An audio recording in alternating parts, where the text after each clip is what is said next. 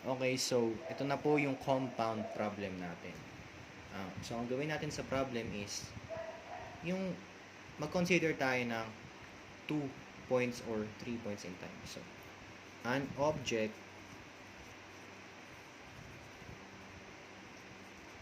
starts with initial velocity, ma-state na yun with initial velocity of 4.0 meters per second and accelerates at 4 meters per second for 6.0 seconds. It then decelerates at 2.0 meters per second squared until its velocity is 4.0 meters per second. So, ang needed natin is total distance.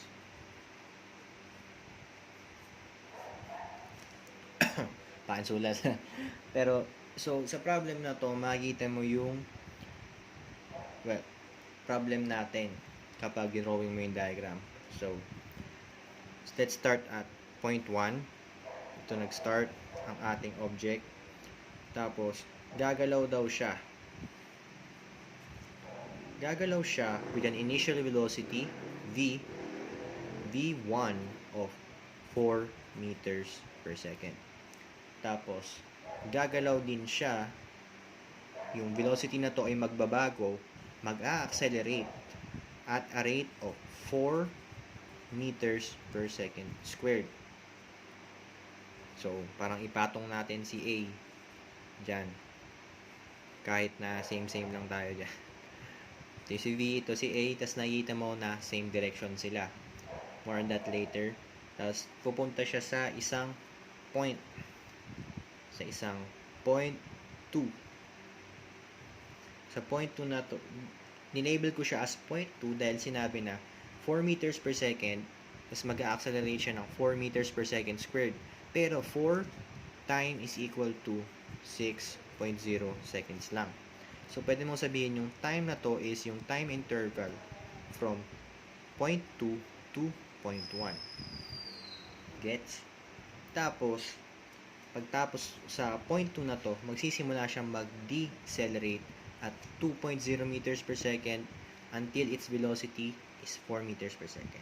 So, meron ka rin ng point 3. Alam mo yung point 3 na to is, ito yung state niya na v3 is equal to 4.0 meters per second. Kumbaga, ito talaga si final velocity. Tapos, alam mo na pakanan to, same direction sila. So, malamang yung velocity mo is pakanan din. Yung dito mo is pakanan din. Ayun. Pero yung A2 mo, dahil deceleration na, babagal siya. So, dapat kokontrahin niya yung direction ng V2. At yung A mo, yung A sub 2 mo is 2. A sub 2 is equal to 2 meters per second squared. So, mula dyan, mahanap mo na yung dahilan mahanap mo na yung paraan para mahanap si total distance mo. So, mag-start muna tayo sa point 3. Total distance ang hanap natin. So, ilabas mo na si change in x mo. Change in x is equal to v I t plus v plus a t squared over 2. So, lagyan mo ng mga tamang subscript dito. Ngayon ko lang na-notice, hindi mo pala alam yung time period from 2 papuntang 3. So, anong din natin to? 3, 2 is equal to anong. So, na dito, ang alam mo lang naman is, actually, wala kang alam eh. Wala kang alam dito. Kasi pag ni-write out mo siya is x3 minus x2 is equal to v2 ay yung initial velocity mo plus at squared over 2. So, unknown si vx2, unknown si x3, unknown din si v2, lalong-lalo na si time free 2. Ang alam mo lang si a. So, wala kang masyadong makukuha dito. So, need mo ng way para mahanap si v2 saka si x2 pati na rin si t free 2. So, punta tayo dun sa kabilang equation. Kabilang equation is change in v naman is equal to acceleration times time. So, kung alam mo si v free, dito si v free mo, tapos ito si v2 mo, so yung change is v3 minus v2 is equal to a2 is up to times t mo from point 2 to point 3, so t free 2. So, ang alam mo lang uli is a2. So, need mo pa rin ng way para mahanap si v2 sa si t free 2. So, paano mo mahanap yan? Huwag ka kinakailangan mong bumalik sa points 1 to 2. Yung movement niya habang nag-accelerate pa lang siya bago siya mag-decelerate. So, kuha tayo ng ibang papel para ma-plot natin yan. Yan, patungan lang natin. Pakita mo yung diagram. Yan, diagram. Pakita mo si diagram. So, papatungan lang natin. Like I said, kumuha ka ng mga alam mo. So, alam mo si V1 is equal to 4.0 meters per second. So, alam mo si time interval going from point 2 to point 1 is equal to 6.0 seconds.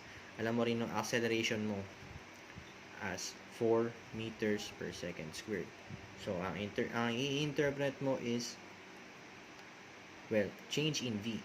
Change in V is equal to AT. So, V2 minus V1 is equal to acceleration times time. So, alam mo dito si V1, alam mo si A, alam mo na rin si T.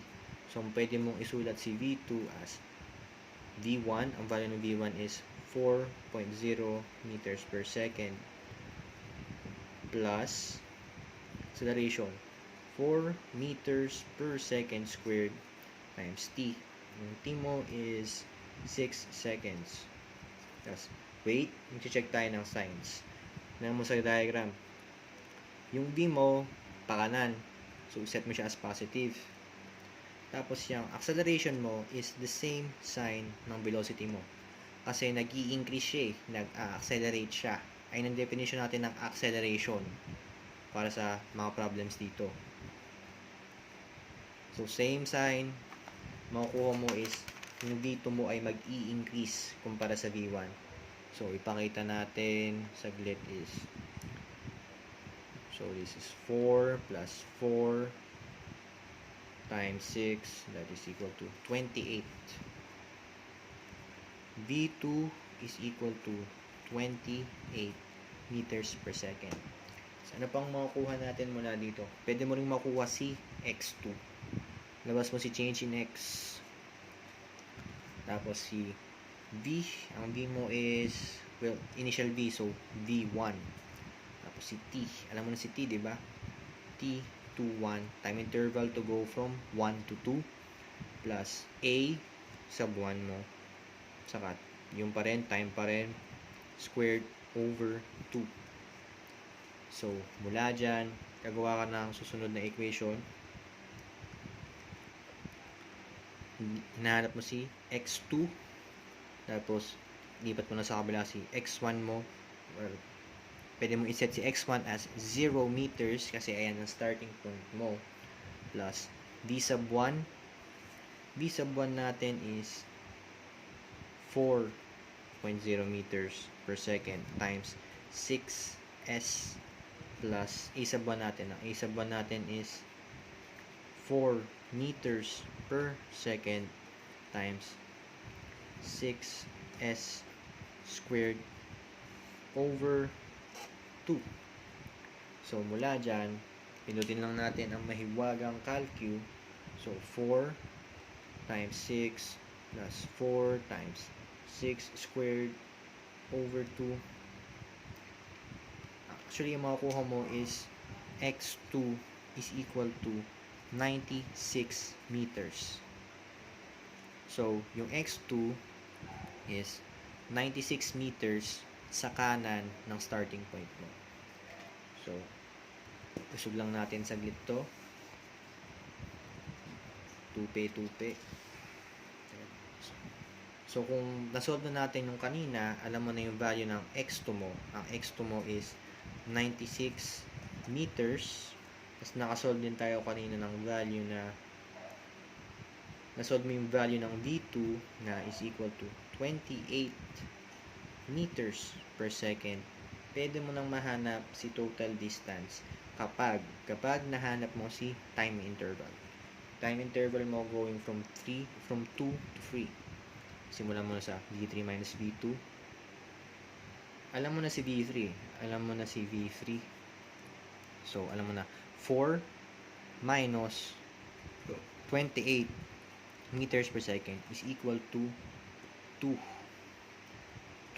meters per second squared times yung unknown mo na time 3, 2. So, mag-check muna tayo ng signs. Yung 4, alam mo na pwede mong sabihin na positive siya kasi nagpapatuloy gumalaw yung object mo after 0.3. Papatuloy siya to the right at 4 meters per second. So, okay lang yan. Yung 28 mo, positive din yan base sa computation natin kanina. So, no need na lagyan mo yan ng negative. Pero itong si 2 meters per second squared, kinukontra niya dapat yung velocity 2 mo.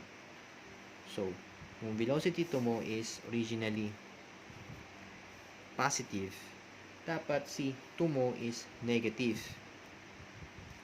So, kapag kinalculate mo yan, 4 minus 28, ang 4 minus 28 is calcu. 4 minus 28 is negative 24. Ito ay negative 2 meters per second squared. Pero kung t from 0.2 to 0.3, so ang makukuha mo is t free 2 is equal to 12 seconds. So, dito pa lang makikita mo na tama na kasi negative ang magiging resulta dito, negative din ang coefficient mo dito, dapat positive pa rin si time. So, positive naman si 12s, diba? So, tama yung pinagagawa natin. So, meron ka ng t, meron ka ng x2, meron ka ng v2, wala nang pipigil sa'yo para mahanap si x3.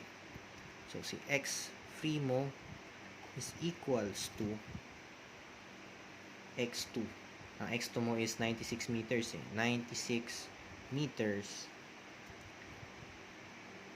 plus v2. Si v2 is 28 meters per second.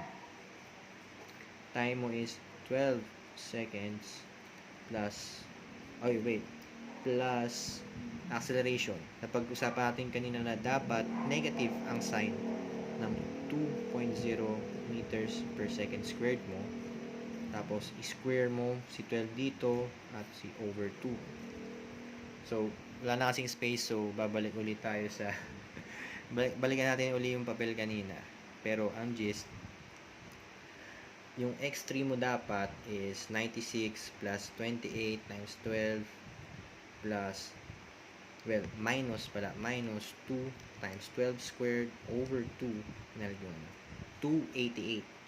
So, patong lang natin to. Yung x3 mo daw is 288 meters. So, meron ka ng value ng position sa x3, x2, saka yung x1 mo is 0, diba? So, meron ka ng lahat ng position. Tinatanong sa'yo total distance.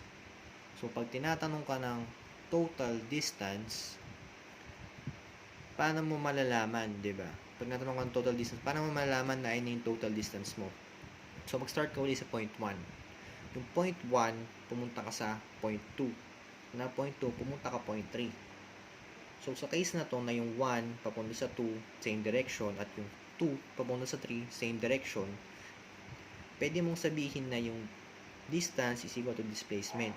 So, yung 1, 2, at 3 na sinukat mo mula sa displacement, mula sa mga equations mo, is nakalink lang sa x2 saka sa x3. So, itong 1, 2 na to, ayan ay 96 meters na yan. Tapos, ito namang 1 to 3. 1 to 3.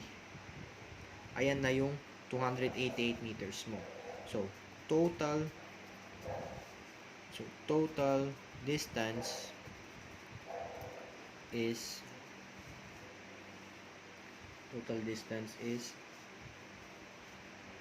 288 meters.